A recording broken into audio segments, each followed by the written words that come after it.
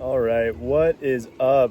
So I've been wanting to make a piece of content for past couple days. It's been my intention, and yet there's been struggle and overwhelm and like me trying to avoid it and somehow parts of me trying to avoid it.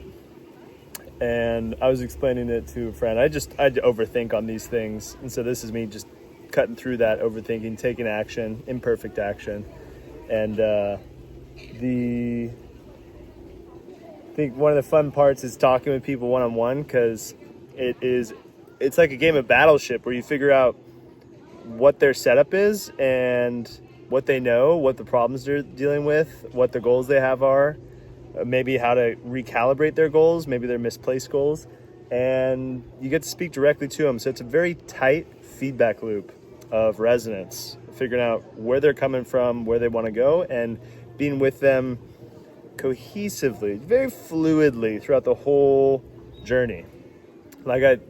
With sales, you can think about it of going from A to Z. You know, they're not aware of the product at all. You knock on their door, you tell them about the problem it solves, and you eventually work them down to Z. Some people, like when I was selling solar, they were already familiar with it. And so I wouldn't start at A to talk about the problem of their rising electric bill with the utility company. I'd just be like, hey, look, you know the deal. And we jump in at like L and then go M, N, N, O, P, all the way to Z. So I think that that's where a lot of that emotional stress can come from, is when I'm making a video. I'm like, who am I going to make it for? Like, who am I speaking to? What's their battleship setup? What do I need to explain maybe a little bit more? What do they already have life experiences in? So part of cutting through that is having a clear person that I'm speaking to in my mind. The other part's actually building a feedback loop of content and community where I actually know kind of how it's being received and who is engaging with the videos. So I know who I'm making it for. And in a certain sense, what I'm building with Supreme Synergy is it's an education, and it's like the goal is to get holistic education available to everyone. And I was asking ChatGPT about a good order of problems to solve, because that helps on both the business side and on the student side. You know, if a student has a well-designed curriculum, it's enjoyable, they get more progress, they have more fun, less struggling. So, and thinking about the problems, one of the first one is like fog, going from confusion to clarity. And it's an onion layer, this problem that we're labeling as the fog, the confusion, the lack of clarity. And one of the onion layers is that we're born into, this is where it takes some unpacking, but we're born into a sick society that domesticates us into its sickness.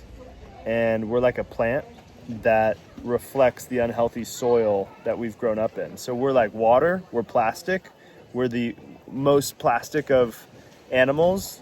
You know, you get a horse coming out of the womb and it can pretty much run and do everything it needs to that first day. You get a human baby coming out, it's not going to really compare as far as its autonomy and its capabilities day one. But with that downside comes an upside. It is human babies can end up turning into like so many different things because they can learn. They're plastic. Keep it at that.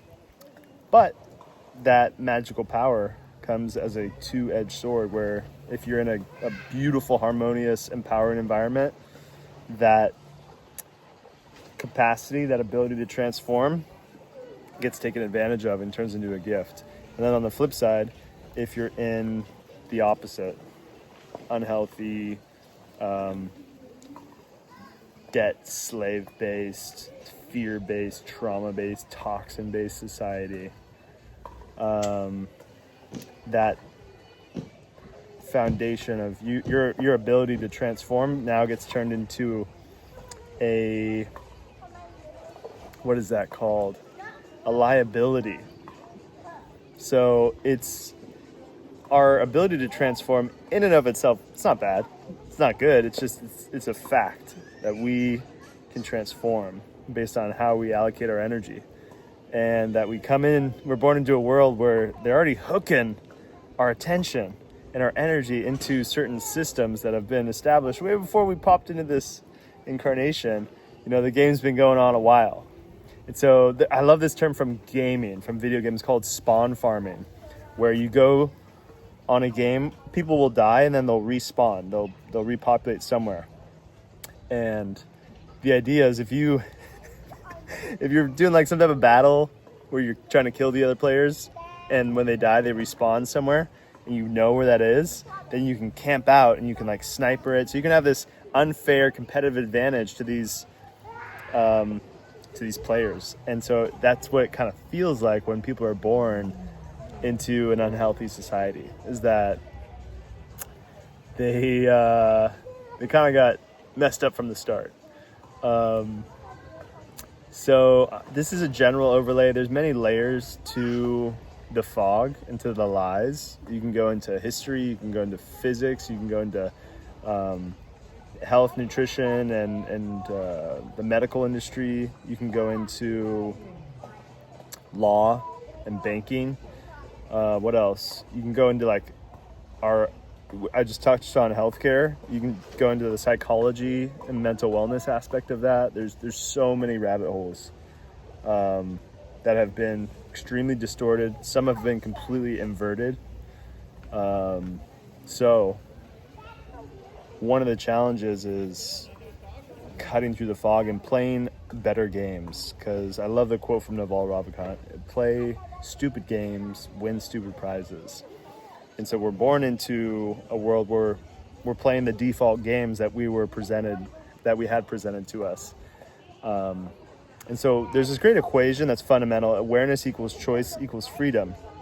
It's basically saying when you have awareness that there's something other than the default thing you've been doing, that there's other options and that they're available to you, that now becomes a choice. Otherwise, it was just an unconscious defaulting loop that you were stuck in.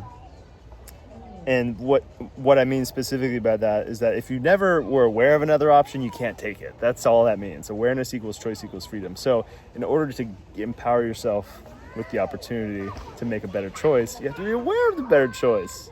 That's all it means. And what was I jumping off from that from?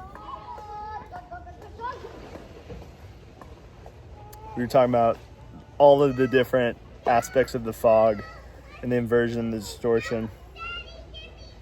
So, and then the other challenge comes when people realize they've been lied to. That's a growing sense that I feel about our culture, the world right now, is that more and more people have woken up to the fact that we've been lied to about some really important fundamental things. And they're mad. And they're trying to figure out the truth. They're truthers. That's a name for these people, truthers. But it does turn into a similar game earlier, which is it's about the level of discernment, your ability to tell truth from fiction, to tell harmony from disharmony. And so people wake up, they're just born into ignorance. They play games that were defaulted into them. They might get really competent at them as well and become a hollow hero and be like awarded by society, but feel a growing inner void. And so they're ignorant. They eventually realize they've been lied to. They search for the truth, and in that search, they'll find some truth, but they'll find some mistruth. And usually they cling to the mistruth. So it's like an example of this that I see is people who wake up from the dogmatic religion and then they go right into New Age spirituality. And it's not very grounded and logical and coherent. It's kind of just this big amorphous cloud of it's like a buffet almost of these different nuggets from different spiritual traditions, and it's woven into like a bouquet of flowers, if you will. but there lacks like a coherency. No one's really gone down to the roots is what it feels like. It feels like there's still this surface level BS, stuff that's not actually true, that ends up being included in the meal that of the New Age spirituality. So anyways, people wake up to the lies and the ignorance. They search for the truth. They end up usually improving, but they're still energizing some form of lies. It can actually get worse sometimes before it gets better, because they might be like a docile sheep over here, and then they realize they've been enslaved. They get mad, they turn into like a lion, and then they energize some like bad models of reality that end up, not being ideal. So it's this iterative process of waking up, trying stuff out, and going through. So I've done that for lots of rabbit holes, and I think the ones I've appreciated the most are consciousness, like integral theory, integral psychology, studying that, physics, Nikola Tesla, ether physics, which is different from the mainstream Einstein one.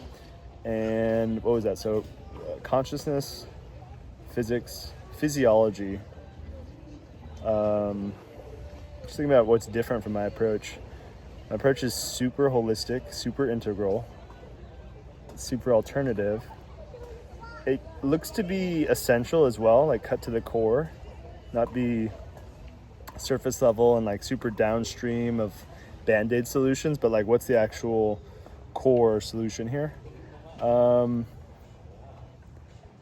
So yeah, the content that I've been thinking about posting, which includes this one, is really at the beginning just to talk about the problem, to be problem aware. So the problem is most people are born into a sick society that messes them up and that's not looking to support them in their best, highest expression. And people don't even realize that. They kind of think, oh, the government's looking out for me, or like whatever their narrative is. They don't often realize that the quality of the game that they're playing, that they were born into, should be challenged. It should be like, wait, what's going on here? What game are people playing? Where are they going? And I'd love to end this video on a fundamental truth in my mind, like, or advice. It's that, fog. What's the fundamental truth about fog? It's be open to be wrong. That is the fundamental advice I'd give to you watching this video. If you want to discover the truth, you have to be open to being wrong, which is paradigms, like your assumptions. Challenge your assumptions. And there's a great quote I heard from Jordan Peterson related to this. It's the connection between self-correction.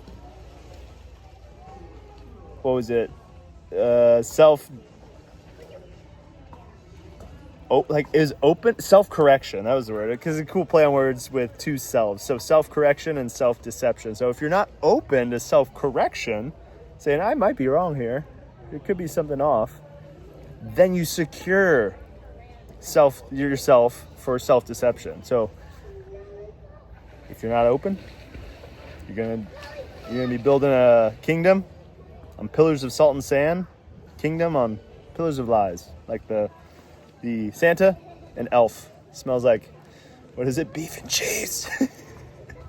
Don't build your kingdom on beef and cheese or pillars of sand.